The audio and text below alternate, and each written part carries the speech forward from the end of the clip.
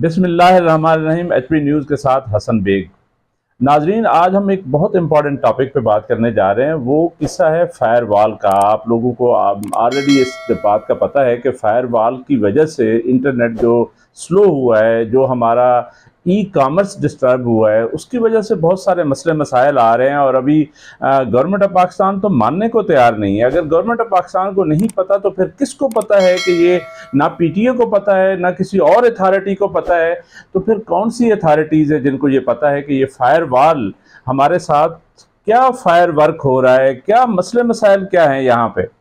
इस पे बात करना बहुत ज़रूरी है, इसलिए कि एक अंदाजे के मुताबिक हमारी जो पाकिस्तान सॉफ्टवेयर एसोसिएशन है वो ये कह रही है 300 to 500 मिलियन डॉलर का लॉस हो गया है इन पिछले 15-20 दिनों में।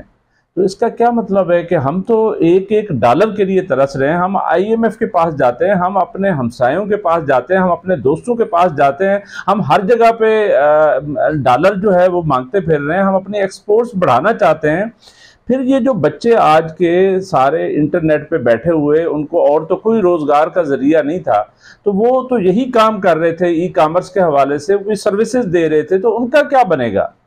वो ऑलरेडी आप लोगों को पता है कि यहाँ पे जो पाकिस्तान की सिचुएशन है उसमें 45,000 कहा जाता है कि डेली नौजवान जो है वो पासपोर्ट्स के लिए अप्लाई करते हैं। और बहुत सारे नौजवान जो है वो बाहर जाने की सर तोड़ कोशिश कर रहे हैं। लेकिन आप लोगों को पता है कि वीज़ा तो इतना आसान नहीं होता। कोई मुल्क इस तरह वीज़ा नहीं दे देता कि आप अप्लाई करें और आपको वीज़ा मिल जाए। और यहाँ पे इस्लामाबाद के तो कम से कम मैं जानता हूँ, जहरीज वगैरह को वहाँ पे जाएँ तो लाइनें लगी हुई हैं और एक मेला लगा होता है। डेली हज़ारों लोग आए होते हैं जो अप्लाई करने के लिए फिर रहे होते हैं कि वीज़ा किसी तरीके से मिल जाए। और छोटे छोटे एजेंट्स बैठे हुए हैं जो पता नहीं उनसे क्या कुछ नहीं बटोर रहे। इन हालात में जब ये बच्चे, जब ये हमारा जो सरमाया है, यूथ बल जिसे कहते हैं, वो अगर ये वाला काम कर रहा था तो ये किस दानिश्वर ने, किस अरस्तू ने कहा कि इस तरह का काम किया जाए। लेकिन कहा यह जा रहा है कि बुनियादी तौर पे ये सारा जो कुछ हो रहा है वो एक कंटेक्स्ट है। वो एक कंटेक्स्ट ये है कि इमरान खान साहब, मेरा ख्याल है फॉर द लास्ट 13 ईयर्स वो एक इशू है पाकिस्तान में। उनके फेवर में कहें, उनके अगेंस्ट कहें, क्योंकि 2011 के बाद जब उन्होंने अपनी पॉलिटिकल पार्टी को और ज़्यादा मजबूत किया मीनार पाकिस्तान के जलसे के बाद, तो वो दिन और आज का दिन, चाहे वो प्राइम मिनिस्टर थे या नहीं थे, चाहे वो जेल में या बाहर हैं, उसी के कंटेक्स्ट में सारी पॉलिसीज बन रही हैं। यानी ये फायरवॉल भी बुनियादी तौर पे इसी बात का अंदाज़ा देती है कि ये इसके पॉलिटिकल जो है वो रिपरकशंस हैं, पॉलिटिकली इसको वो किया जा रहा है। हमारी कहा यह जा रहा है कि यानी कहने वाले कहते हैं कि ये हमारी सिक्योरिटी के लिए बहुत इंपॉर्टेंट है। हो सकता है बहुत इंपॉर्टेंट हो, हमारी सिक्योरिटी के बहुत सारे इशूज़ हैं। हम बीइंग ए सिक्योरिटी स्टेट हम बहुत डरे रहते हैं कि पता नहीं न्यूक्लियर होने के बावजूद आज तक हमें सिक्योरिटी नसीब नहीं हो सकी। ये बड़ी अनफॉर्चुनेट बात है हमारे लिए।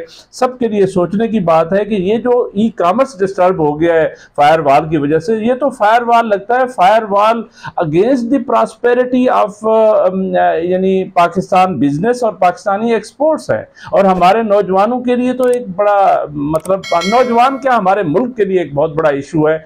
इस पे गवर्नमेंट ऑफ पाकिस्तान, अभी हमारी आईटी मिनिस्टर जो है, कल मैं उसकी प्रेस कॉन्फ्रेंस सुन रहा था, वो कहती है कि हमने तो कोई इंटरनेट स्लो नहीं किया। भाई आपको नहीं पता तो फिर किसी से पूछ के बताएं, जो आपके पालने पोसने वाले हैं उनसे पूछ लें कम से कम वो कहाँ से स्लो हो गया है। वो कहते हैं 30 बिलियन 40 बिलियन का कोई पता नहीं प्रोजेक्ट चल रहा है यहाँ पे, लेकिन हमारी आईटी मिनिस्टर को नहीं पता, हमारी गवर्नमेंट को नहीं पता, हमें नहीं पता, किसी को नहीं पता। वो क्या कहते हैं कि जाने ना जाने गोली ना जाने बाग तो सारा जाने, सबको पता है क्या हो रहा है। भाई खुदा के लिए इस मुल्क का सोचे, इस मुल्क की बेहतरी के लिए सोचे, इस मुल्क की एक्सपोर्ट्स के लिए सोचे, इस मुल्क की नौजवानों के लिए सोचे। और इस फायरवॉल को जितनी जल्दी हो सकता है जो करना है करें। और उसके बाद जो है ना, ये कम से कम इंटरनेट तो बहाल करें, ये हमारे ई कामर्स को तो बेहतर करें। ये हमारे नौजवान जो है ऑलरेडी डिप्रेस है, इनको और डिप्रेस ना करें।